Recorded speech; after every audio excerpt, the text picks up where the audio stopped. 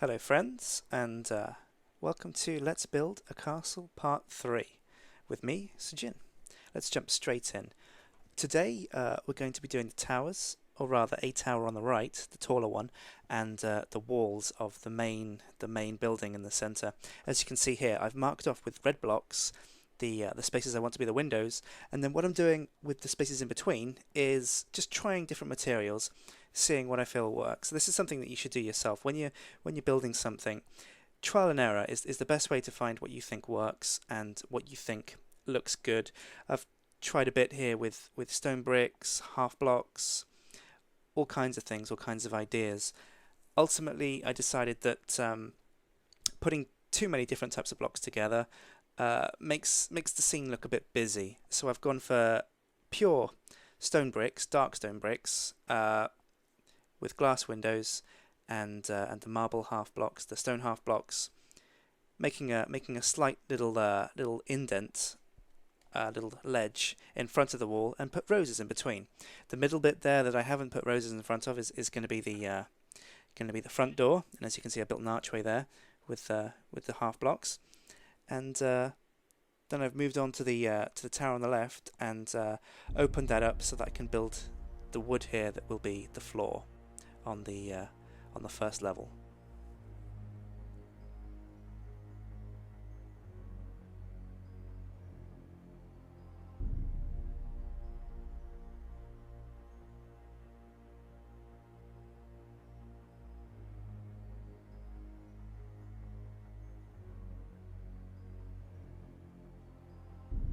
I've kept a little bit above the door free for a slight kind of balcony you might see on other regal royal buildings, where somebody has to come out and present a speech.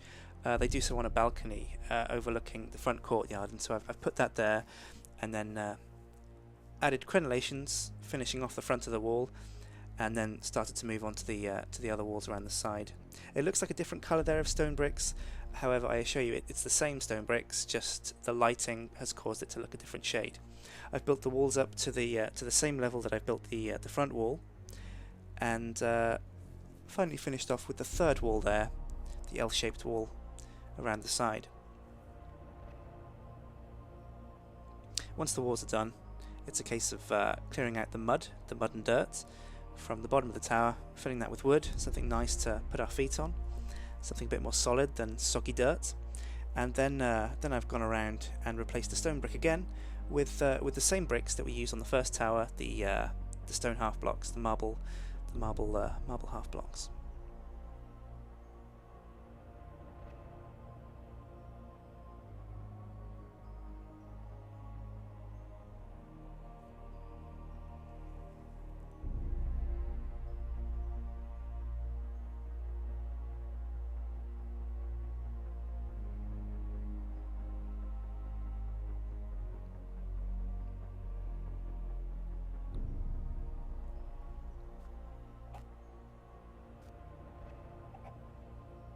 I haven't put the windows in this time.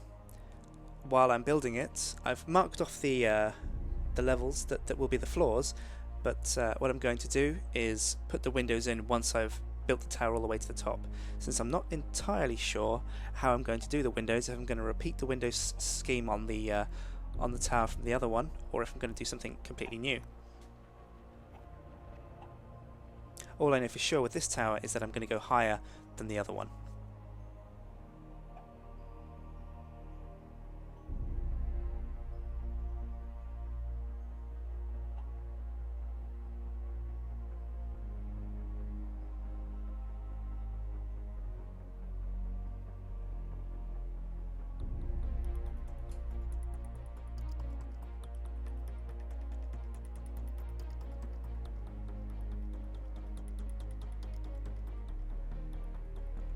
And that's about as high as I'm going to go.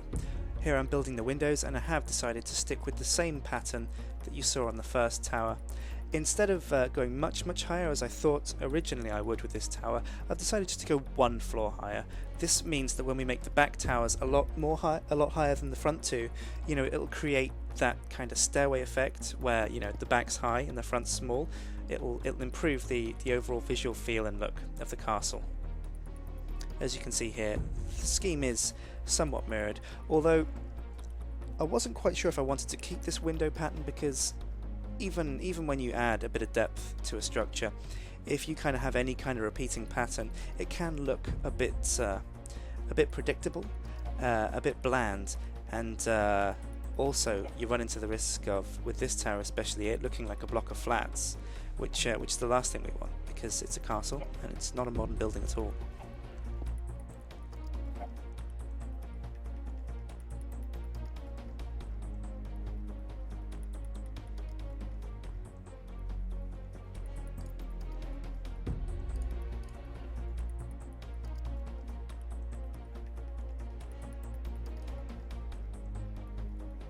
And here now we've done all the windows, it's time to add that red rooftop, that red peak that we started with the other one.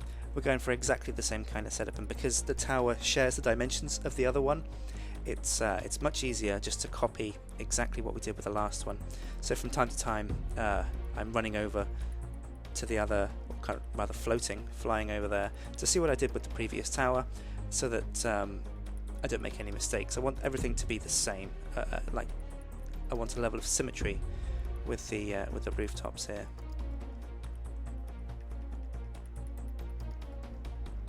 So much so, in fact, that I'm going to copy the veranda windows that we put on the peak of the other tower.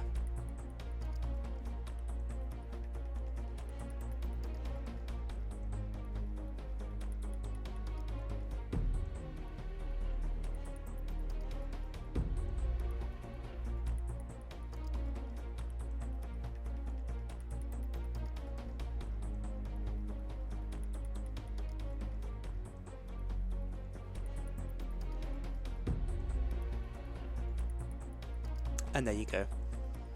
Tinkering around with the colours a bit on the flag. I couldn't quite get the colour right compared to the last one for some reason. I'm not sure why.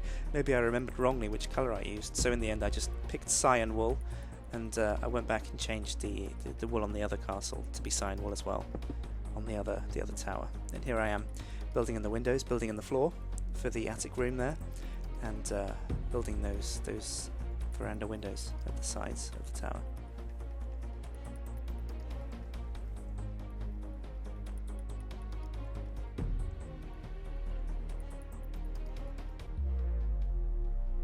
And there you go. That's as far as we've gone with the third stage of our build here. Let's take a look and see the interior of what we've done. As you can see, this is the front of the main castle wall. It's not quite complete. We just needed the framework down so that we could put the floors in and get a feel for where our doors and things were going to be. Let's move into the tower and, oh, are they books? Let's see what it's become.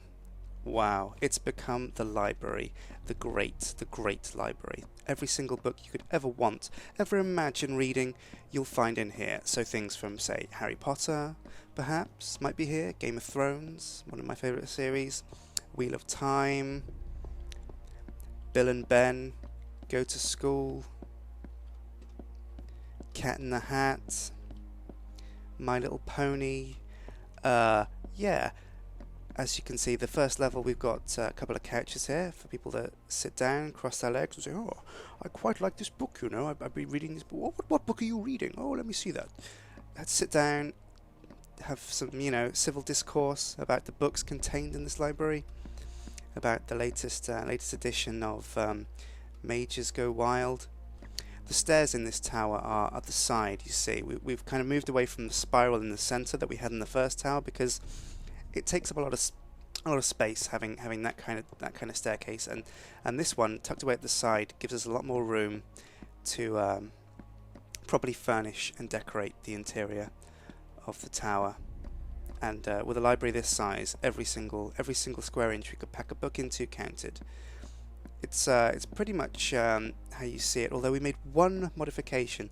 When you come back to modifying these buildings and putting an interior, you may find that actually the exterior, the structure, doesn't quite fit what you want from the room you've decided to put inside it.